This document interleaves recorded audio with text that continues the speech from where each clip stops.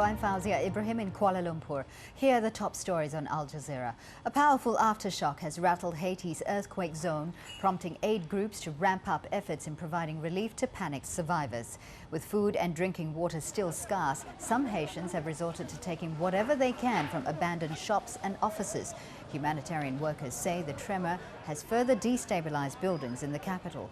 The U.S. has announced it will send an additional 4,000 troops by the weekend to help with the recovery operations. Tony Bertley is in Port-au-Prince.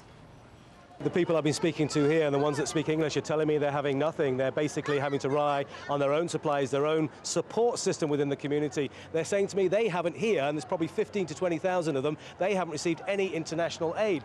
And they're desperate, but they're using their savings, they're using the community spirit which is developing here. So a lot of people are okay for now, but if you consider how many people were unemployed before this happened, then you'll have an idea that they don't have much in the way of money or funds to make back to. Basically, they're living with what people give them. Now, we're told that aid is coming in. We haven't seen it. We're going around the city. I'm not saying it's not coming in. I'm saying we haven't seen anything. People say they're getting water maybe, but they're not getting anything else.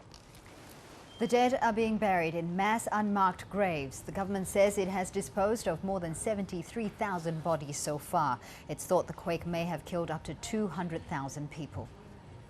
In other news, Nigeria's army chief says his forces have stopped days of fighting between Muslims and Christians in the city of Jos. A reported 300 people have been killed and thousands more forced to flee. A court in Vietnam has convicted 4 democracy activists of subversion and sentenced them to between 5 to 16 years in prison. US-trained human rights lawyer Lee Kong Din told the court he and his co-defendants had no intention of overthrowing the government. The latest figures from China show its economic growth accelerated to 10.7% in the final quarter of 2009. GDP for the whole year was 8.7%, easily beating its target.